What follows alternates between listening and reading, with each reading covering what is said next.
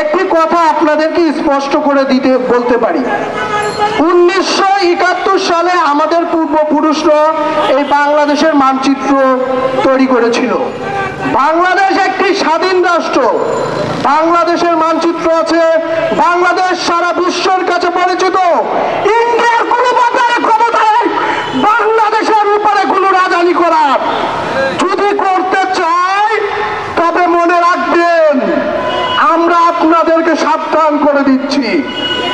আমরা 24 আন্দোলনে আমরা চোখ দিয়েছি, আমরা হাত দিয়েছি, পা দিয়েছি।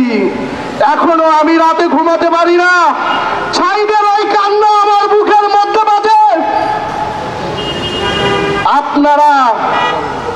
আপনাদেরকে বিশেষভাবে অনুরোধ করব, ইন্ডিয়ার কিছু মানুষ তাদের পেটে লাথি লেগেছে ভাই। আমাদের ইন্ডিয়া থেকে ইন্ডিয়ারা তো আমাদের বাংলাদেশে সবকিছু খেত, ঠিক না ভাই? আমাদের বাংলাদেশে এখন যখন সবকিছু বন্ধ করে দিচ্ছি, ওদের তখন প্যাডের মধ্যে জ্বালাপোড়া শুরু হয়ে গেছে। এখন যাই জ্বালাপোড়া শুরু হয়েছে, কি করবে? কিছু মানুষকে ঘুষাপের মতো ফুসফুস করাচ্ছে। আর কিছু বিদ্বান আছে, আমাদের বাংলাদেশের কিছু এইস আছে ভাই, এইস প্লাস আছে, সেই এইস প্লাসরা দালালি করে নিজের স্বার্থের জন্য, নিজের জন্য বাংলাদেশের মানুষের ক্ষতি করতে তারা পিছপা হয় না।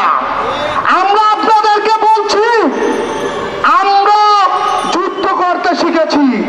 আজকে আমার চোখ হেরেছে, আমার হাত আছে, আমার বুকে সাহস আছে, কণ্ঠে সুর আছে, এখনো প্রাণ চলমান আছে। আমার যুদ্ধে যাওয়ার জন্য প্রস্তুত আছি। যদি আপনারা মনে করেন যে বাংলাদেশ থেমে গেছে, তবে ভুল করবেন। বাংলাদেশের সংগ্রাম এখনো থামেনি। আমরা ইন্ডিয়া বলছেন আমাদের পারমাণবিক বোমা আছে, আর আল্লাহ আমাদের বাংলাদেশের প্রত্যেকটি বুকের মধ্যে পারমাণবিক বোমা সেট করে দিয়েছেন। তাই আপনাদেরকে বিশেষ করে বলে দিচ্ছি, যুবকদের সামনে দাঁড়াবেন না। আমাদের রক্তের তেজ আছে, আমাদের সাহস আছে, আমাদের সকল ধরনের প্রস্তুতি আছে। আমি যখন যুদ্ধে এসেছিলাম, আমার মা বলেছিল, যাও বাবা, তুমি দেশকে স্বাধীন করো, ওই শেখ হাসিনার মতো সরকারকে এই দেশ থেকে ঘোষণা করে এই দেশ থেকে তাড়াও। আমি আমার মায়ের সেই উপদেশ রাখতে পেরেছি।